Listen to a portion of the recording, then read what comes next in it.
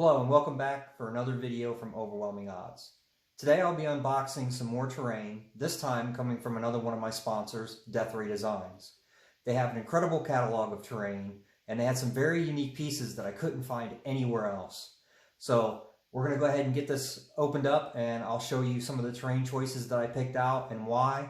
And I also have an additional surprise towards the end of the video where I'll be showing a very unique twist and addition that I'll be making to some of the terrain pieces in order to build a terrain piece that I envisioned in my mind that will really help tie everything together in my Arctic battlefield.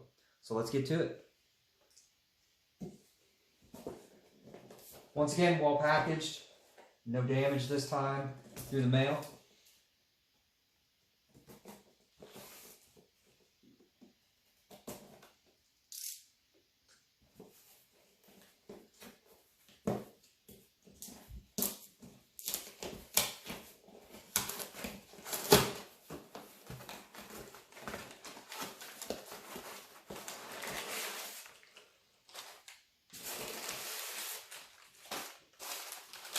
It's always nice to see your terrain padded.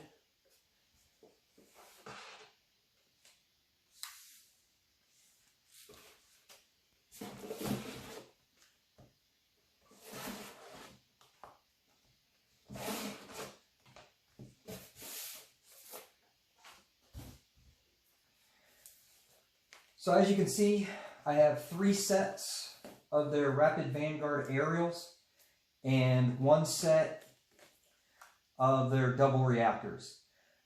Now, first and foremost, the reason that I wanted this is because they make excellent stand-ins for centrifuges.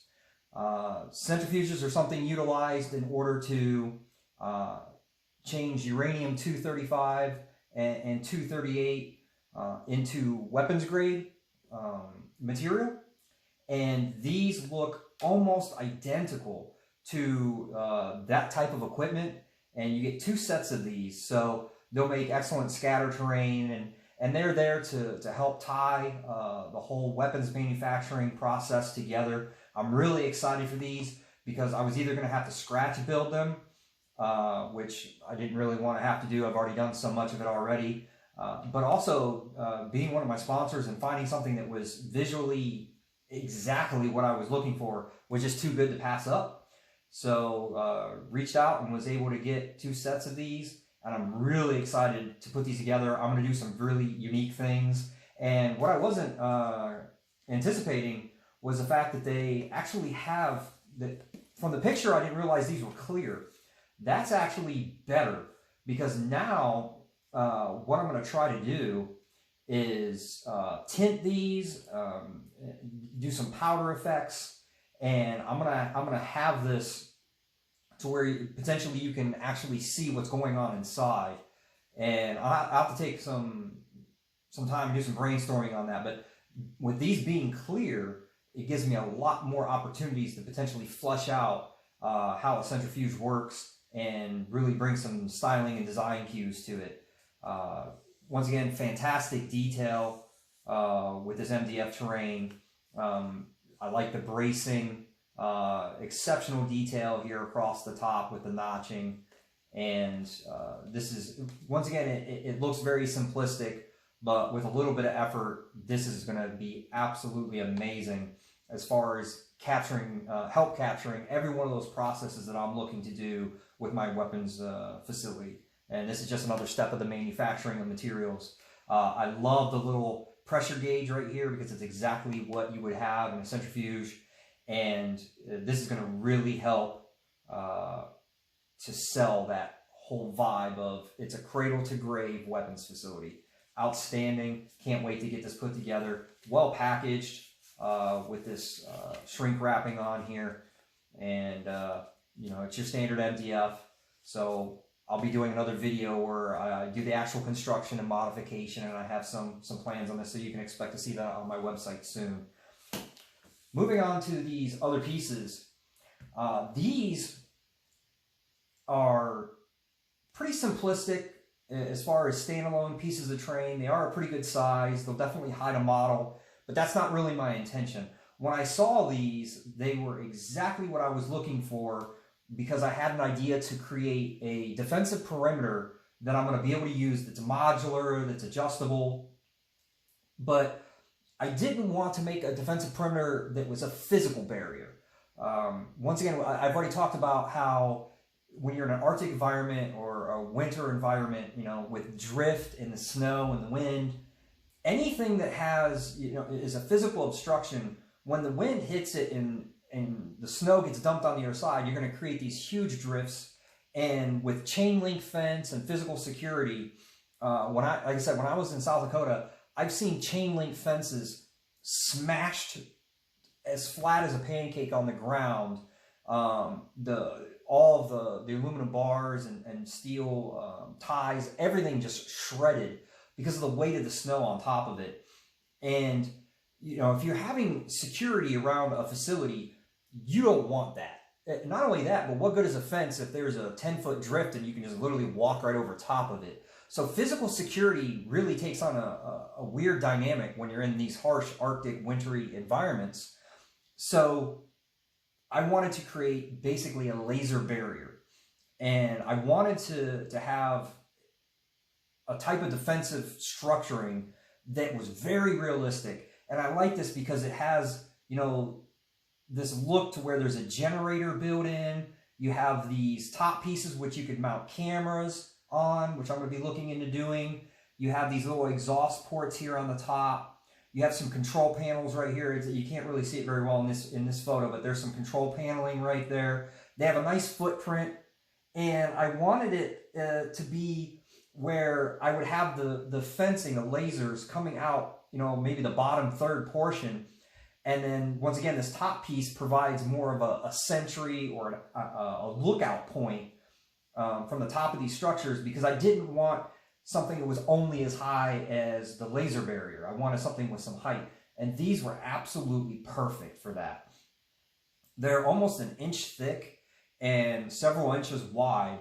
So the way I'm going to end up using them is I'm going to drill more than likely 5 holes, clean through along the bottom third of this. I want it to be, you know, a good distance high from, you know, a 25-inch miniature scale, probably somewhere in the vicinity of 2.5 to 3 inches tall at the highest laser barrier wire or whatever.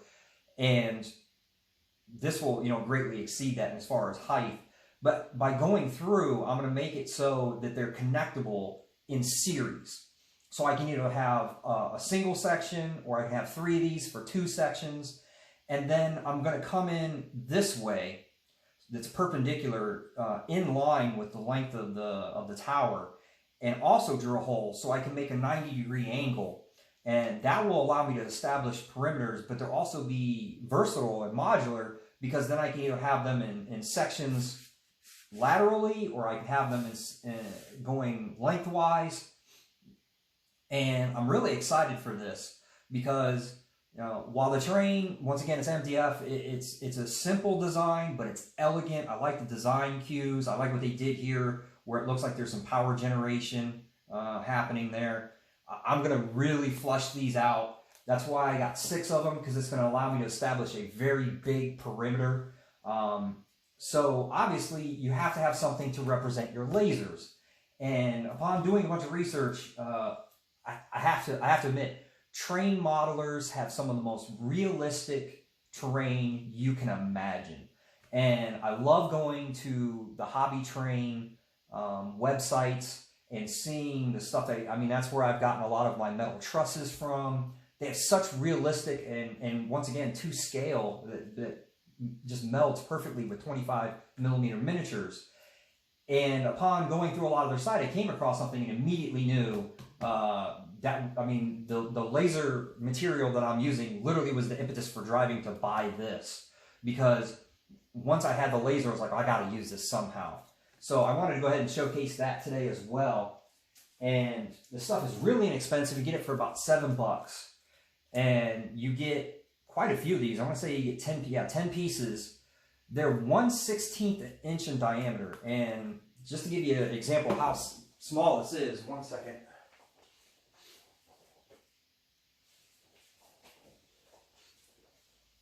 Let's get our trusty Inquisitor to stand in here.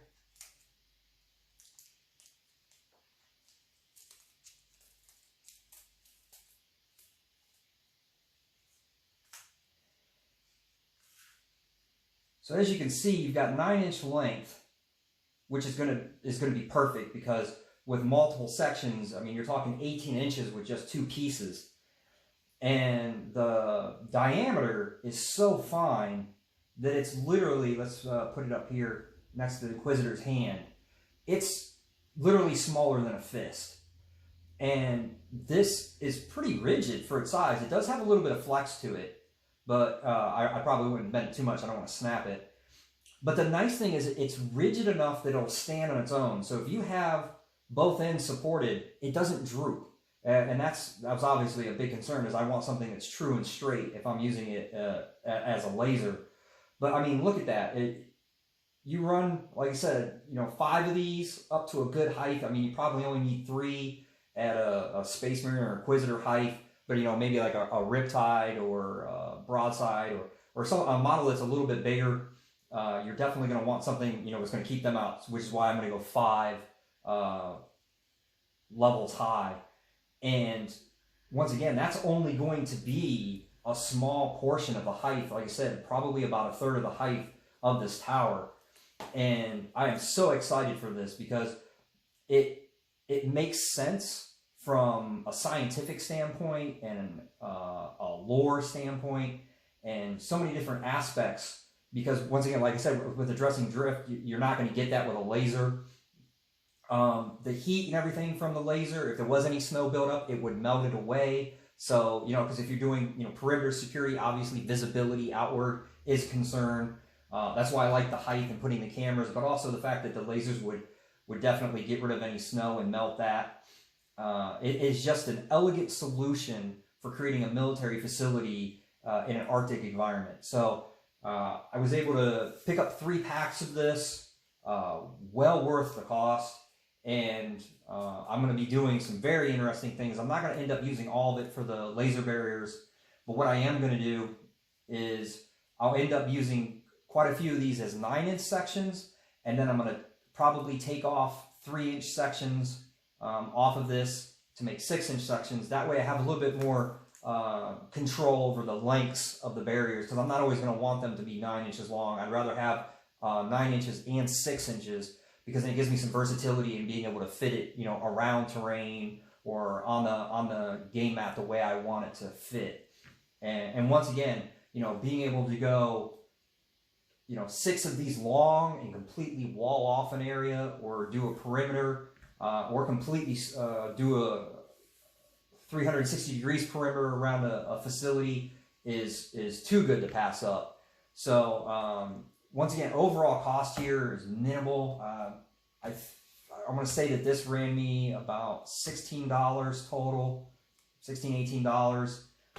And these were not expensive at all. I want to say this ran me about $25 for the set of 3.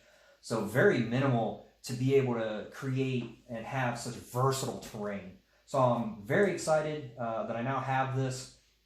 Can't wait to get started and work on it. I'll be doing a photo build log as I put it together. Same thing with my centrifuges.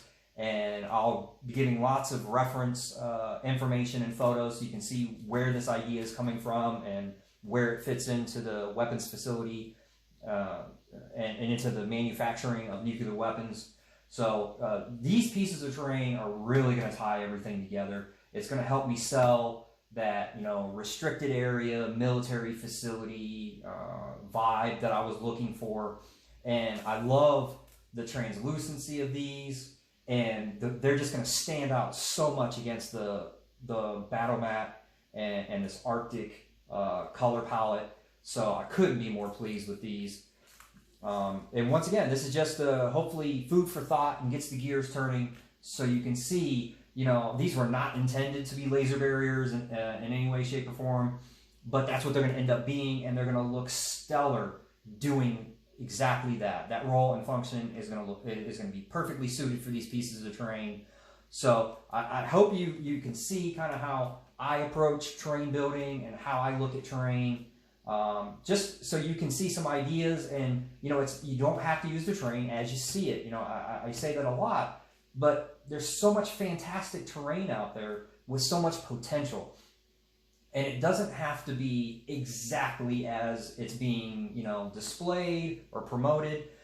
You can, you know, take a look at the terrain you see and brainstorm and say, hey, what could I use these for?